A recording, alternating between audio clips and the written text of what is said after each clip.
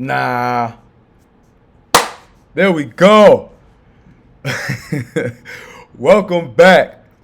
Pelicans Daily presented by Fan Arts. I'm your host, Dylan Bruton. Make sure to like, to share, to subscribe. You know the drill when you're chilling with Dill. Say it with me. Good day, good evening, but likely good morning when you see this video. Let's get right to it. All right. Well, there's been a lot of talk about, what guys are going to be on the team by the time training camp hits and things are fully blossomed and bloomed. And I think a player that, would potentially fit. And my guy, Chris Lambert, seems to think so. Um, but he's actually a guy who I brought up before, like in videos way past and before me and Chris even connected like that. So, not to say I had the idea before Chris, but it's just been talked about. But a guy like Nikola Vukovic from the Chicago Bulls. Now, obviously we've got a stacked big man room. You know what I'm saying? We've got Kevon Looney now, who's a great signing as a glue guy for us. Um, we've got obviously Yves Missy, who was an all-rookie second team. We've got Derek Queen, who was a first-round pick that we traded up for. We traded a 2026 unprotected first-round pick, so there was some bit of controversy with that. Yeah, whatever. And then we got my guy Carlo, and then we got Hunter Dickinson. Now, Hunter Dickinson, out of all those, is likely the odd man out, likely. But with all those players that we have, um, you know, there could be there could be room or need, or maybe not need, but more so just space to have a player like um, a Nikola Vukovic as a player, right? As a player, last year he averaged 18 and a half a game, 10 boards, shot 40% from three. And with all those bigs, I mean, Derek Queen does have the ability, but it's not fully there yet. But we don't have a big that can really space the floor, right? All of our other bigs are in the paint. Kevon Looney, even though funny enough, he was they. There's a couple of hoop. There are a couple of like hoop mixtapes online calling him like the next KD and stuff. And I'm like, there was a time period where like again, everybody who was 6'8" and above was getting called the next KD. It was kind of ridiculous, actually. But a guy like you know, as mentioned, right? Kevon Looney, a guy like Yves Missy, a guy like Carlo, a guy like Derek Queen. Derek Queen out of all of them has the most potential to be a floor spacer, but none of them have fully reached that status yet.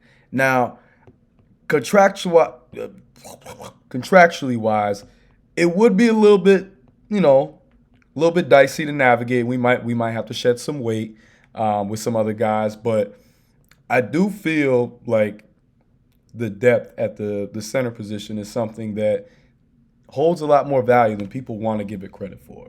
And Chris brought up a really good point in the article that the last time that we had like depth across the board was in like 2020, 2021 when Steven Adams was the starting big. And obviously there's differences in those two play styles, and Steven Adams and Nikola Vukovic. But a Vukovic as a player that actually helps a guy like Zion, because I've not talked about Zion as much these last couple videos, but the thing with Zion that we all know is that right, his game is very inside paint predicated. And with a player like him, you need to have guys that he can kick the ball out to and allow it / make things be easier. But we'll see how it all goes and plays out because, I wouldn't be opposed. Nikola Vukovic is a three-time All-Star, and he's likely going to be bought out by the Bulls. I mean, they're figuring out if they're going to fully commit to the rebuild and restart, but he is for sure going to be the odd man out. They've already gotten rid of They already got rid of Zach LaVine. They already got rid of DeMar DeRozan, and now it's time for Kobe White. Now it's time for some of their other young pieces. But I wouldn't be opposed to it. I wouldn't. And no team has really put in a poll, has put in, too many offers for him as far as we know. Otherwise, he would have been dealt. He probably would have been dealt during draft night for them to move up or something like that. But I think it would be a good addition in giving Zion, especially Zion, having him be a player that he can space the floor because that's the only thing with Zion is the kind of the dilemma of like him being like a 4 and a 3, but also has skills of a 1 is that he can do all that and yet he doesn't have the floor spacing. If he had the floor spacing ability, it'd be a little different. And who knows what this season brings? That might change the dynamic of these conversations. But as we know it, he doesn't have that ability. But a guy who has a lot of ability, but we tend to solely just focus on the defensive end. But my guy Herb Jones. Now, Mr. Herbert, who I'm so thankful that we did not do anything possible to get rid of him. We got him on a nice deal where the value, it speaks for itself. 3 years, 68 mil, pushing 70, you know what I'm saying?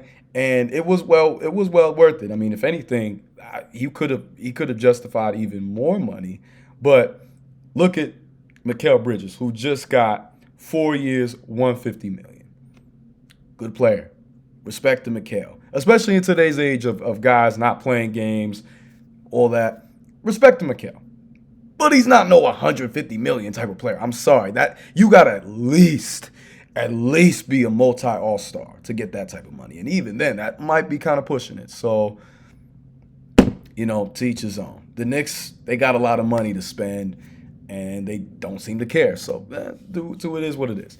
But we've always talked about Herb as a defender, right? We've talked about him being one of the best defensive players in the league, one of the best perimeter defensive players in the league. But what hasn't really been discussed or talked about is his ability as an offensive player, right? Now, Herb did take a slight step back this past year due to injuries.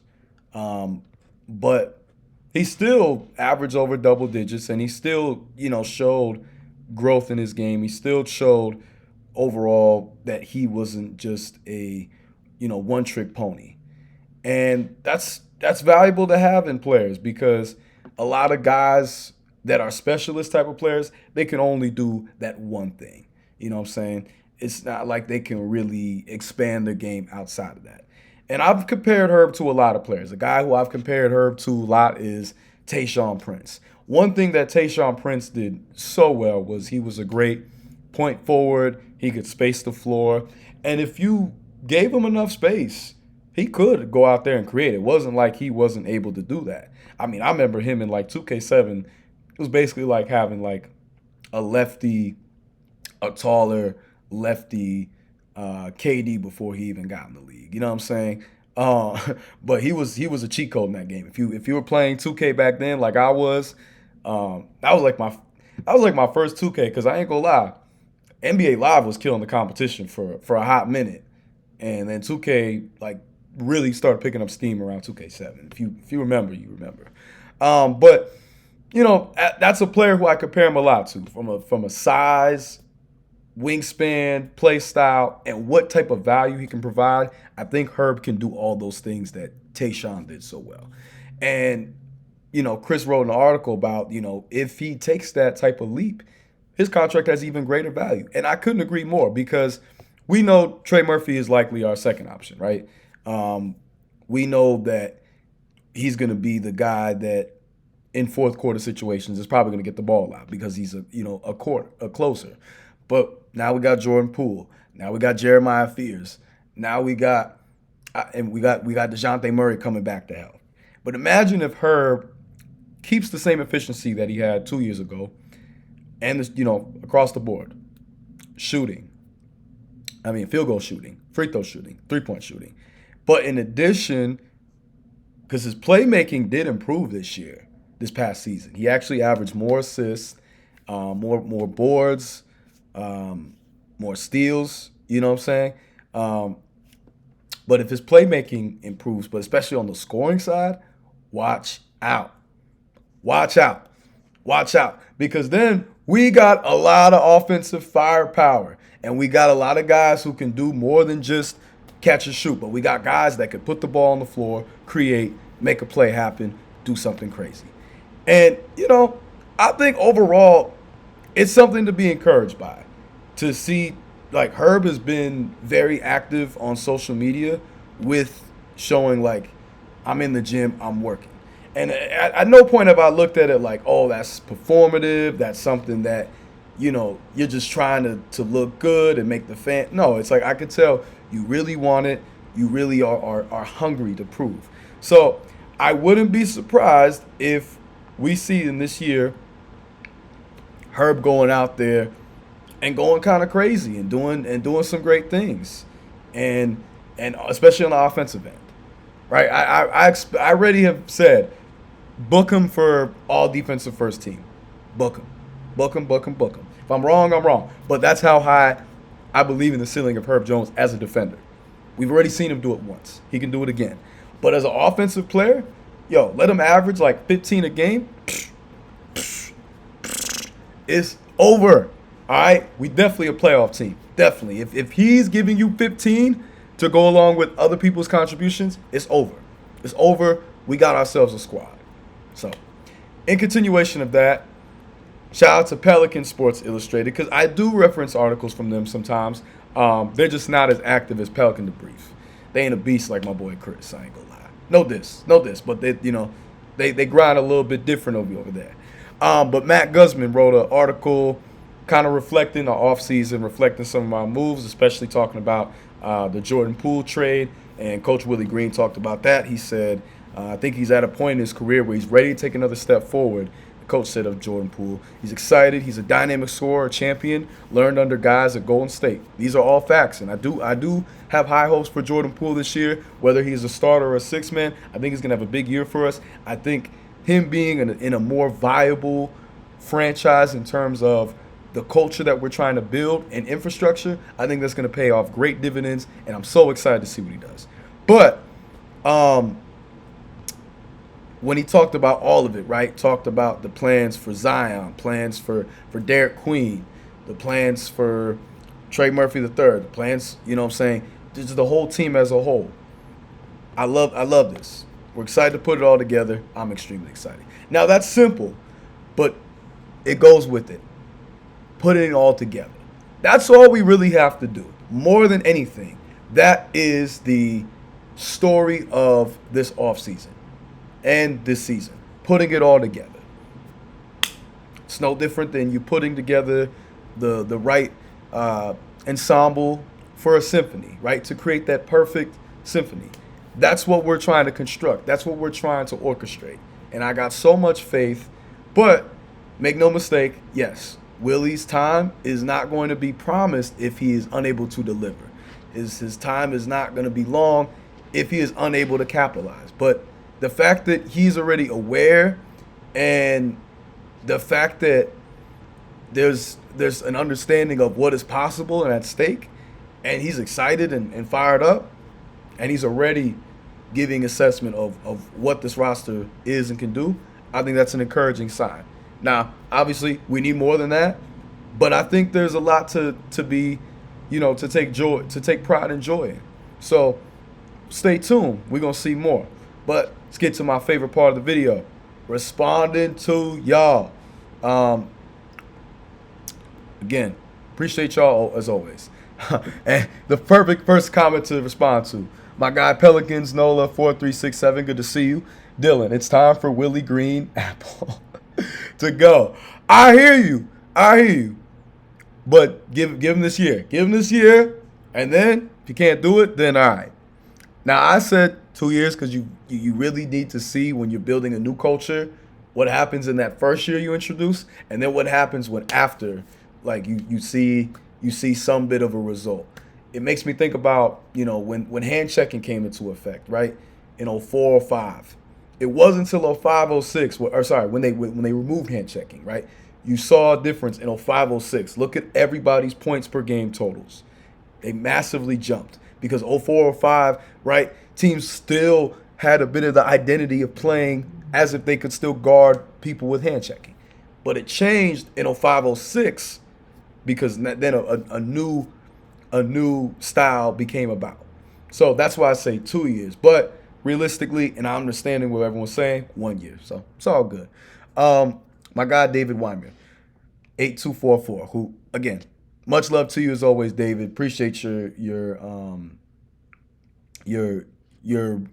analysis. And they're very thought out, very much so. First, I hope Murray continues to get healthy. I felt at the time it was a good trade, and if Murray didn't have the freak injuries and personal issues, that trade would look a lot better now.